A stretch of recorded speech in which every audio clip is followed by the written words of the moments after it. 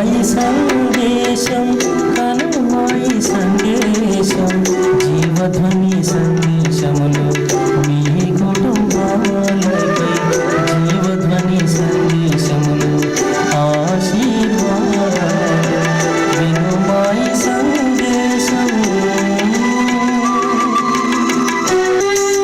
జీవధ్వని సందేశం మీరు వింటే కష్టాలు కన్నీళ్ళు మీకు ఉండవు. జీవధ్వని సందేశం మీరు వింటే కష్టాలు కన్నీళ్ళు మీకు ఉండవు. ఈ జీవధ్వని సందేశాలు వీక్షిస్తున్న మీకు ఈ జీవం గల దేవుని యంత్రం పక్షాన మీకు నా వందనాలు. ఈ కార్యక్రమం ముందుగా ఒక పాట విని ఆలకిద్దాం.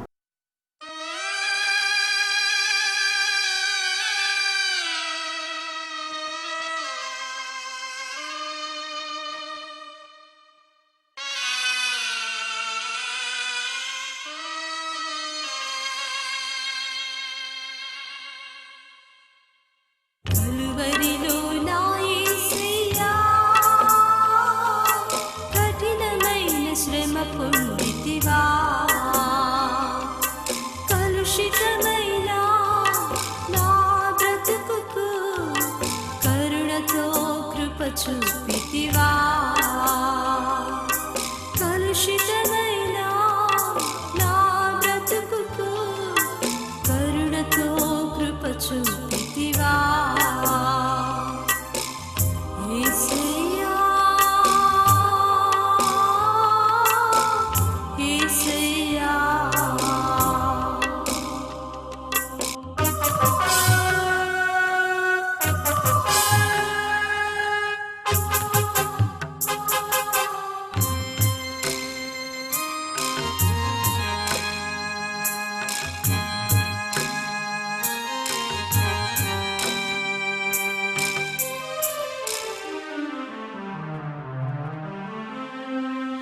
కరుణామయా నీ మోమునా కాండ్రించి నీ మీద ఉండివేయగా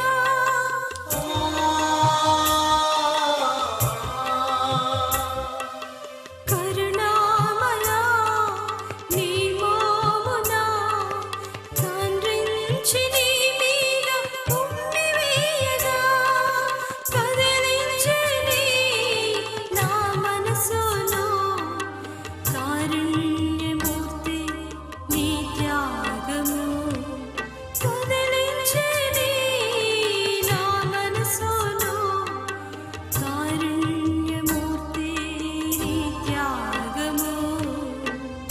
యేసయ్యా యేసయ్యా ఈ సమయంలో మా డాడీ అయిన జాన్సన్ పాస్టర్ గారు దేవుని సందేశాన్ని ఇస్తుండగా చక్కగా ఆలకిద్దాం. మన ప్రభువు యేసుక్రీస్తు నామములో కూడా వచ్చిన మీ అందరికీ నా హృదయపూర్వకమైన వందనాలు చెల్లిస్తున్నాను. గడిచిన రోజున ఒక వాక్యాన్ని మనం ధ్యానం చేసాం. అంశం పేరేంటంటే డిక్టేటర్, అంటే మార్గం చూపించేవాడు. ఈ లోకంలో అనేక మంది వచ్చారు కానీ మార్గం చూపించేవాడు ఎవరు రాల. ఒక రోజున నపుంసకుడు ఒక అతను రథంలో వెళ్తూ ఉన్నప్పుడు అతను యెషయా గ్రంథం చదువుతున్నాడు. అప్పుడు ఫిలిప్పు దేవుని ఆత్మచేత రథం కంటే ముందుగా పరిగెత్తుకుంటూ వెళ్ళి ఆ రథంలో కూర్చున్న వ్యక్తిని అడుగుతున్నాడు, నువ్వు చదువుతుంది ఏమన్నా నీకు అర్థమవుతుందా? ఆ వ్యక్తి అంటాడు, నాకు త్రోవ చూపకపోతే నాకెలా తెలిసిద్ది, నాకు ఎలా అర్థమైద్ది అనే విషయాన్ని అక్కడ నపుంసకుడు మాట్లాడాడు. నాకు త్రోవ చూపకపోతే అనే మాట, నాకు మార్గం చూపువాడు ఎవడు లేకపోతే నేను ఎలా అర్థం చేసుకోగలను ఈ మాటలు అని నపుంసకుడు ఫిలిప్పుతో అన్నప్పుడు నపుంసకుడు అంటాడు, నీకేమైనా మార్గం తెలిస్తే నా రథంలోకి కూర్చొని నాకు చెప్పమన్నప్పుడు రథం ఆపిన తర్వాత ఫిలిప్పు రథంలోకి కూర్చున్నాడు. యెషయా గ్రంథంలో వదకు తేయబడిన గొర్రె పిల్ల అనే వాక్య భాగాన్ని చదువుతున్నాడు. ఆ వాక్య భాగము గురించి ఫిలిప్పు యేసుక్రీస్తుని యొక్క సువార్తను చెప్పిన తర్వాత అతను నీళ్లు కనపడిన వెంటనే నాకు బాప్తీసు ఇవ్వమని అడగటం, బాప్తీసు ఇవ్వటం జరిగింది. గమనించండి, రోజున త్రోవ చూపించేవాడు, మార్గం చూపించేవాడు. ఈ లోకంలోకి అనేకమైన మహాత్ములు వచ్చారు. గౌతమ బుద్ధుడు వచ్చాడు, బౌద్ధ మతాన్ని స్థాపించాడు. మహాముని జైన్ వచ్చాడు, జైన మతాన్ని స్థాపించాడు. గురునానక్ వచ్చాడు, సిక్కు మతాన్ని స్థాపించాడు. మతాలు స్థాపించారు కానీ మార్గం చూపడానికి ఎవరు రాలేదు.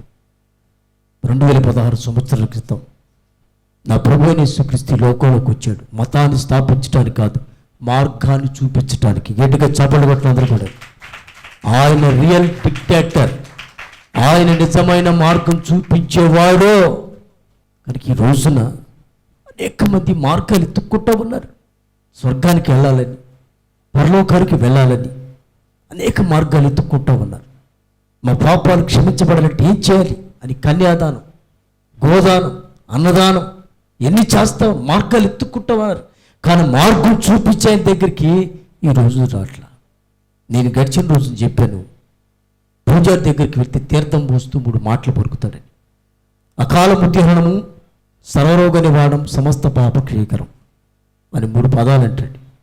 అకాల ముద్యహరణం అనే విషయం గురించి మనం మాట్లాడుకుందాం. ఈ రోజున సర్వరోగ నివారణం అనే విషయం గురించి మాట్లాడుతున్నా. జాగ్రత్తగా వినండి. సర్వరోగ నివారణం అంటాడు 2వ పదం.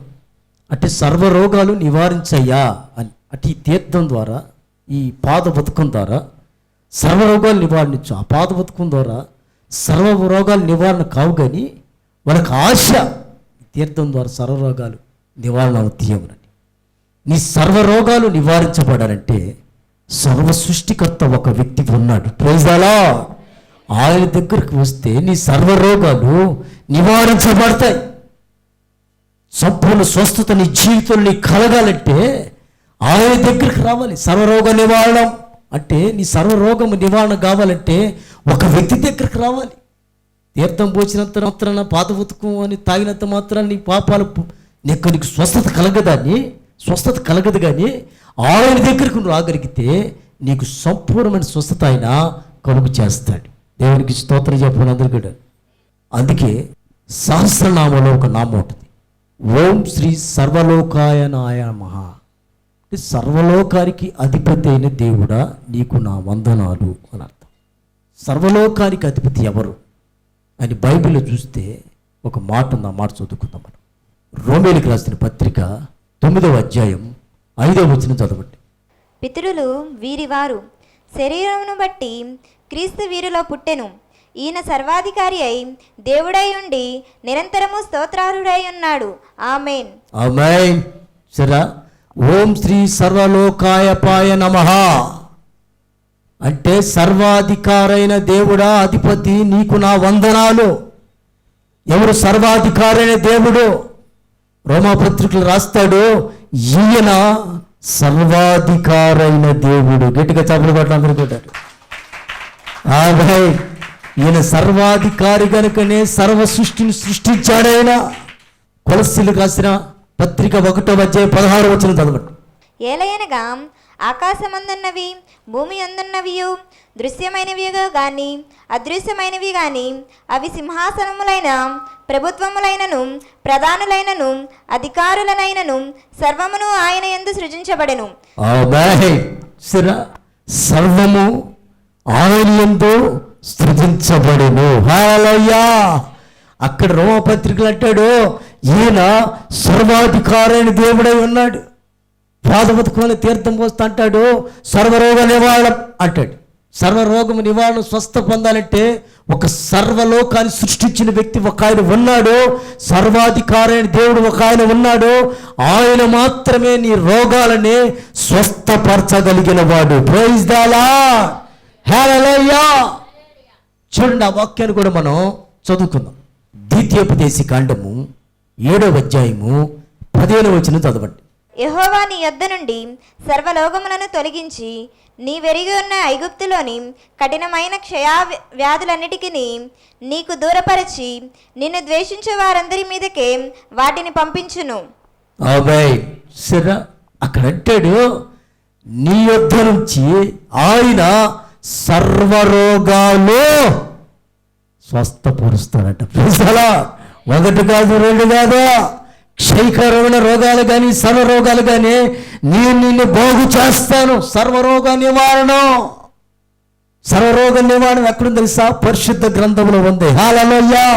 ఆయన సర్వాధికారి దేవుడైన దేవుడు, సర్కల జను సృష్టించిన దేవుడు కనుకనే అక్కడ అంటాడు మీ యొద్ద సర్వరోగాలను నేను తొలగించి వేస్తాను, మీకున్న క్షయాన్ని మొత్తాన్ని తీసివేస్తాను అని ఇక్కడ వాక్యం చెప్తుంది. కనుక ఈ రోజున సర్వరోగ నివారణ కోసం, స్వస్థత కోసం ఎన్నో రకాల మందులు, మెడిసిన్ మిగుతున్నారు. కానీ ఆయన సెలవు లేనిదే నీ రోగము పొరపాటును కొద్దిపోదు.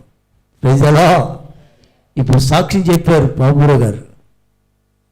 4 సంవత్సరాల నుంచి ఒకటే నోటి పోతతో బాధపడుతున్నప్పుడు అనేక మంది సేవకులు ప్రార్థన చేయించారు, కానీ స్వస్థత కలగలేదు. ఈ జీవం గల దేవుని మందిరంలోకి వచ్చిన తర్వాత దేవుడు ఒక గొప్ప అద్భుతం చేసి ఆ నోటి పోత నుంచి సంపూర్ణ విడుదల కలిగించాడు. కొట్టండి గట్టిగా తోపట్ల. హల్లెలూయా. అది దేవుడి ప్రణాళిక,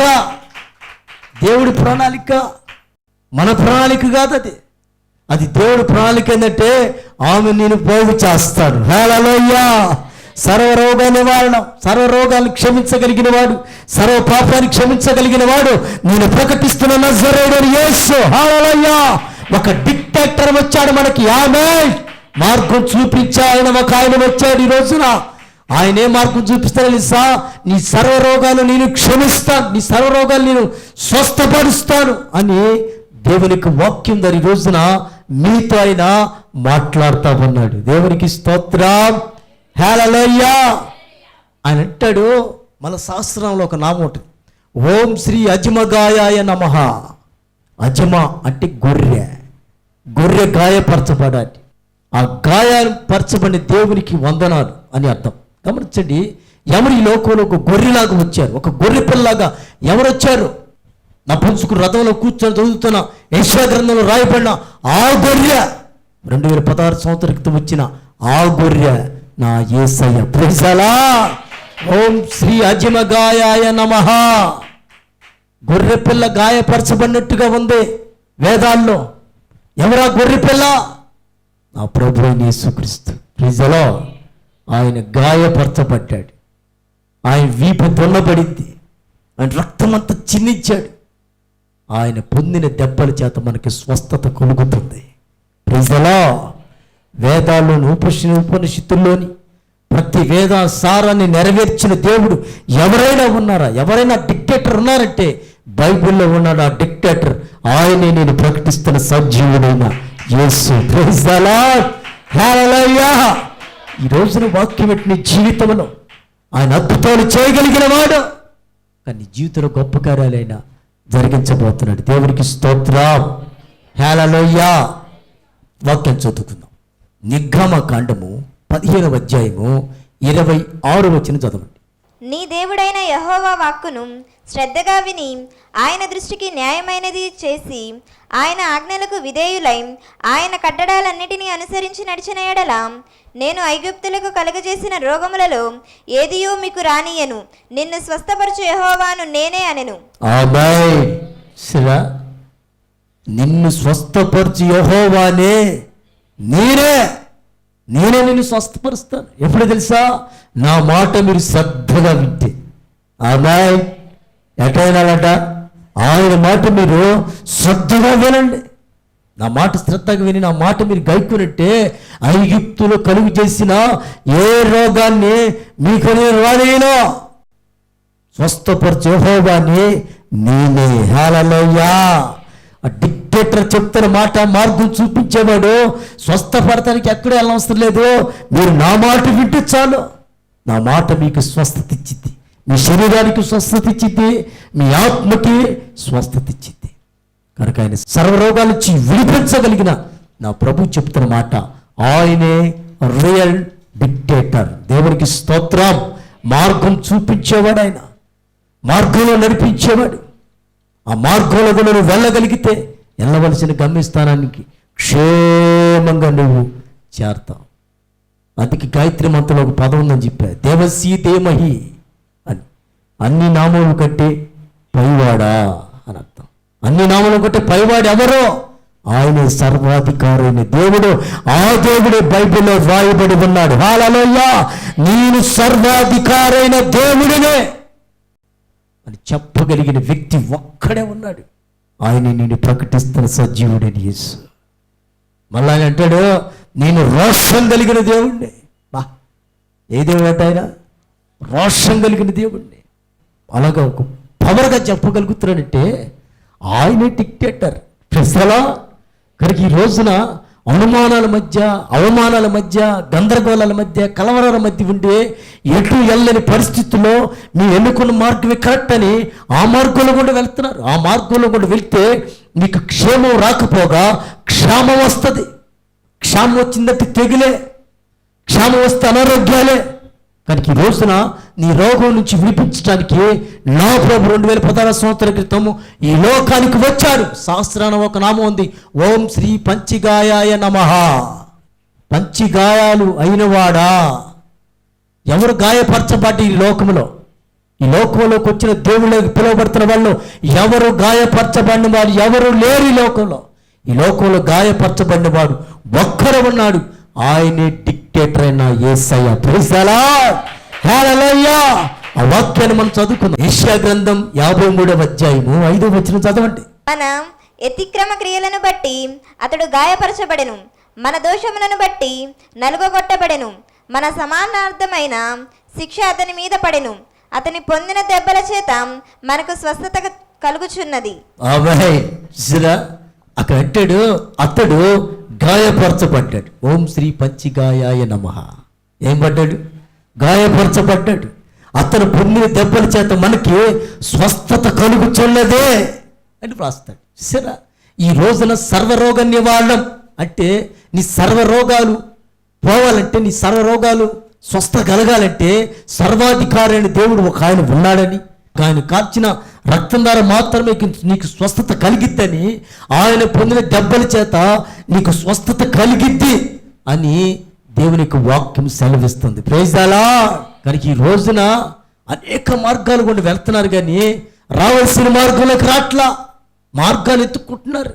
కానీ ప్రభు చెప్తాడు, నువ్వు రావాల్సిన మార్గం ఒకటి ఉంది, ఆమేన్, అది మేలు కలిగిన మార్గం. Praise the lord. సర్వరోగ నివారణ, నీ యొక్క సర్వరోగాల్ని స్వస్థపరచగలిగిన ప్రభు నా యేసు ప్రభు మాత్రమే స్వస్థత చేకూర్చగలిగిన వాడు. అతను గాయపరచబడ్డాడు. ఈ లోకంలో గాయపరచబడిన వాళ్ళు, దెబ్బలు తిన్నవాళ్ళు, ఈ లోకంలో దేవుడిగా పిలువబడుతున్న వాళ్ళు ఎవరూ లేరు. ఓం శ్రీ పంచిగాయాయ నమః. గాయపరచబడినవాడు, దెబ్బల ధర స్వస్థించిన వాడు నా ప్రభు యేసుక్రీస్తు మాత్రమే. కొట్టని గట్టిగా చప్పట్లో. హల్లెలూయా. కనుక ఈ రోజున గమనించండి, వాక్యాన్ని వింటున్న మీ జీవితంలో అనేక మంది వారి మార్గం కోసం వెతుకుతున్నారు, కానీ సరైన మార్గం ఉండేవాళ్ళు ప్రయాణించట్లా. నీకు సరైన మార్గాన్ని చూపించడానికి నా ప్రభు వచ్చాడు. హల్లెలూయా. నపుంసకుడికి ఫిలిప్పు ప్రకటిస్తున్నాడు సరైన మార్గముల గురించి. నపుంసకుడు అడుగుతున్నాడు, నాకు త్రోవ చూపుకుంటూ నేను ఎలాగ వెళ్ళగలను? కానీ ఈ రోజున ప్రభు చెప్తున్నాడు, నీకు త్రోవ చూపించేవాడు నా ప్రభు యేసుక్రీస్తు మాత్రమే. హల్లెలూయా, హల్లెలూయా. కనుక ఈ రోజున ఆ త్రోవను ప్రభు ప్రకటిస్తున్నాడు, నేనే మార్గమును సత్యమును జీవమై ఉన్నా, నా ద్వారా తప్ప తండ్రి యొద్దకి ఎవడో రాడు. కనుక ఆయన మార్గమై ఉన్న దేవుడు. ఈ రోజున డిక్టేటర్ చూపిస్తున్న మార్గంలోకి నువ్వు రాగలిగితే, ఆ మార్గంలో ప్రయాణించగలిగితే ఖచ్చితంగా నీ యొద్ద నుంచి సర్వరోగాలైన తొలగించి వేస్తాడు. దేవునికి స్తోత్రం. హల్లెలూయా. కనుక నమ్ము. ప్రభు వాక్యం అంటది, నమ్ముట నీ వలనైతే నమ్మువానికి సమస్తము సాధ్యమే. కనుక ఈ రోజున డిక్టేటర్ ఎవరు చెప్పండి? నజరేయుడైన యేసు. పాదముదు కుంభోస్తు అకాలము త్యాగం సర్వరోగ నివారణం సమస్త పాపక్షయకరం అనగానే మార్గాలు రావు, సర్వరోగ నివారణ చేయగలిగిన వాడు ఒకడు ఉన్నాడు. ఆయన real dictator. Praise the lord. Hallelujah. ఈ రోజున దేవుని వాక్యము శ్రద్ధగా వినండి. దేవుని వాక్యాన్ని శ్రద్ధగా వింటే ప్రభు అంటాడు, నా వాక్యం మీరు శ్రద్ధగా వింటే, నా వాక్యం మీరు శ్రద్ధగా వింటే, ఆ వాక్యానుసారంగా మీరు కనుక జీవిస్తే ఐగుప్తులు కలుగు చేసిన ఏ రోగం మీకు రానీడు అంటాడు. ఇక్కడ నివారణ చేయ అంటాడు. ఏమంటాడు? నా మాట వింటే ఏ రోగం నీకు రానీడు. ఆమె మాట వినకపోతేనే రోగం అండి. మాట వింటే రోగం ఎందుకంటే చెప్పండి. ఆయన మాట వినో, ఆయన మాట వింటే నీ క్షేమం. చిలక పచ్చి పెట్లు పెట్టుకుని వస్తాడు, ఆడు మాటలు వింటారు. ఏమండి? ఆ తంబురా పట్టుకుని వచ్చి ఒక షాట్ కూడా పట్టుకొని ఆ మాటలు వింటారు. వాళ్ళ మాట వీళ్ళ మాట దరిద్రాన్ని, శాపాన్ని, రోగం తెచ్చుకుంటున్నారు నాకు తెలిసి. నా ప్రభు అంటాడు, నా మాట వినండి. నా మాట వింటే ఐగుప్తులు కలిగి చేసిన ఏ రోగాన్ని మీకు రానేదో అంటాడు. కనుక మీకున్న ప్రతి రోగాన్ని స్వస్థపరచగలిగిన వాడు నేను ప్రకటిస్తున్న నజరేయుడైన యేసు. Praise the lord. ఆయన డిక్టేటర్గా ఈ లోకంలోకి వచ్చాడు. మతాన్ని స్థాపించడానికి రాలేదు, మార్గాన్ని చూపించడానికి మాత్రమే ఈ లోకానికి ఆయన వచ్చాడు. కొడలిగడికి చెప్పట్లో ఒక కులానికి సంబంధించిన వాడు కాదని, ఒక మతానికి సంబంధించిన వాడు కాదైనా. అపొస్తలుల కార్యాలు 10:36 ఒక మాటను చదవండి. యేసుక్రీస్తు అందరికీ ప్రభు. ఆమేన్. ఏదట? యేసుక్రీస్తు అందరికీ ప్రభు. ఒక వర్గానికి సంబంధించినవాడు కాదు, అతను ఒక మతానికి సంబంధించినవాడు కాదు, ఒక కులానికి సంబంధించినవాడు కాదు.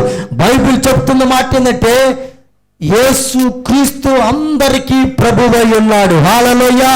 అందరి రోగాలు నయం చేయగలిగిన వాడు, అందరి శాపాలు తొలగించగలిగిన వాడు, అందరి పాపాలు క్షమించగలిగిన వాడు నా ప్రభు అయిన యేసుక్రీస్తు మాత్రమే. హల్లెలూయా. ఈ రోజున మార్గాలు ఎత్తుకుంటా ఉన్నారు. మార్గాలు ఎత్తుకోని అవసరం లేదు, మార్గం చూపించడానికి ఒక ఆయన వచ్చాడు. ఆయన పేరే నజరేయుడైన యేసు. దేవుడికి స్తోత్రం కలుగును గాక. వేదాలు నెరవేర్చగలిగిన వాడు, ఉపనిషత్తులు నెరవేర్చగలిగిన వాడు నా ప్రభు యేసుక్రీస్తు. యేసుక్రీస్తుని గురించి వ్రాయబడి ఉన్నాయండి. యేసుక్రీస్తు రాకముందు 4000 సంవత్సరాల క్రితం రాశారు వేదాలు. ఉపనిషత్తు 4000 సంవత్సరాల క్రితం రాశారు. 4000 సంవత్సరాల క్రితం వాళ్ళు ఎలా రాయగలిగారు? ఒక ఆయన వస్తాడు. హల్లెలూయా. ఆయన డిక్టేటర్. వేదాల్లో రాయబడిన ప్రతి విషయంలో కూడా పరిశుద్ధ గ్రంథం నెరవేర్చబడింది. ఆమేన్. కనుక ఈ రోజున వాక్యం వింటున్న నీవు ఆయన మాటలు విను. ఖచ్చితంగా సర్వరోగ నివారణం, నీ సర్వరోగాలు క్షమించబడతాయి. ప్రభువా, నీ మాట వింటానయ్యా, ఇక నీ వాక్కులు వింటాను, నీకు లోబడి జీవిస్తాను ప్రభువా అని నువ్వు తీర్మానం చేసుకోగలిగితే నీ కొరకు నేను ప్రార్థన చేస్తాను. ప్రార్థన చేసుకుందాం.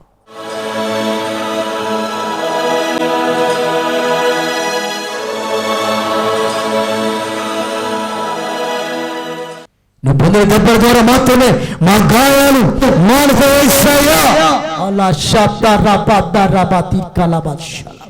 బలమైన కార్యాలు మరి జరిగిస్తున్నందుకు ఆయనకి స్తోత్రాలయ్యా. నీ శక్తి గల కార్యాలు జరిగిస్తున్నందుకు ఆయనకి స్తోత్రాలు. ఇంతవరకు మీ నాయన బిడ్డలతో సూటిగా మీరు మాట్లాడినందుకు నీకు వందనాలయ్యా. ప్రతి ఒక్కరి జీవితాన్ని ఫలవర్తిగా మార్చు. నీ బలమైన అభిషేకం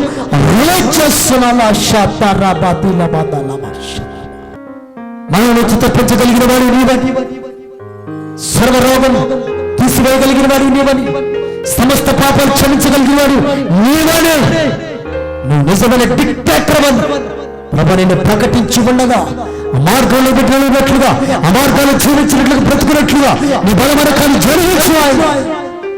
ఎలాంటి ఫలిత రోగాల ఎంతమంది ఫలితం చేపట్టుకున్నారు ఇప్పుడు ఫైర్ చేస్తారు. ప్రతి మైగ్రేటర్, ప్రతి స్పాండిట్స్, ప్రతి అథ్లెటిక్స్,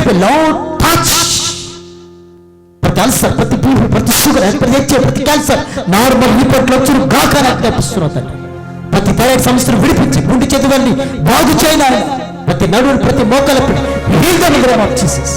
సంతాన బిడ్డలకు, గర్భాలు బిడ్డలకి ఇప్పుడే స్వీకరిస్తున్నాము. గర్భాన్ని ఓపెన్ చేస్తున్న ప్రభుత్వం కూడా గర్భిణీ స్త్రీ సుఖమైన డెలివరీ తీస్తున్నది స్తోత్రం. ప్రతి చాటు చీకటి పీడ్చబడతారు. ప్రతి కుటుంబం ఇప్పుడే ఒంట్లో జూట్లో అభిషేకం ఎదురు చూస్తున్న బిడ్డకి ఈ బలమైన అభిషేకం దిగివచ్చును కాకని తెప్పిస్తున్నాం. లార్డ్ టచ్ నిజమైన మార్గంలో ప్రయాణించగలిగిన వారే, పాపాలు క్షమించబడిన స్వస్థ కలిగిన వారే, నిజంగా గొప్ప సాక్షులను కూడా నిలబెట్టుకున్నారు.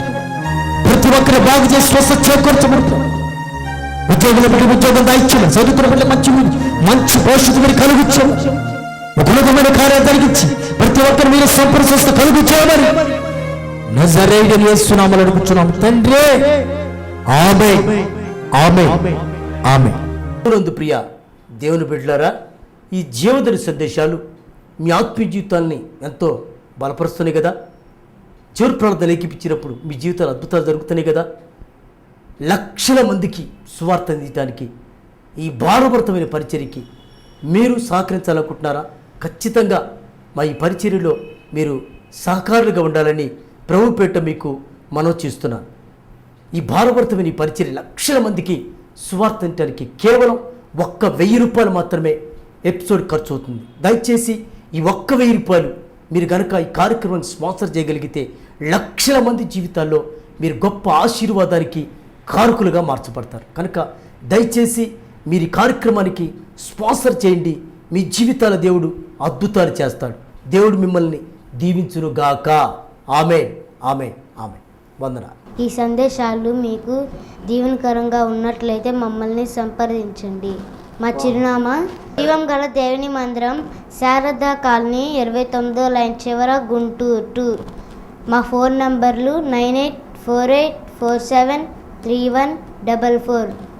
మరొక నంబర్ 8008886257. మీకు నా వందనాలు. ఈ ఆధ్యాత్మిక కార్యక్రమంకు స్పాన్సర్ చేయదలిచిన వారు ఆన్లైన్ అకౌంట్ ద్వారా పంపించగలరు. మా account number N Johnson, account number SBI 302329444725, Arundelpet, Guntur. IFSC code SBIN 000010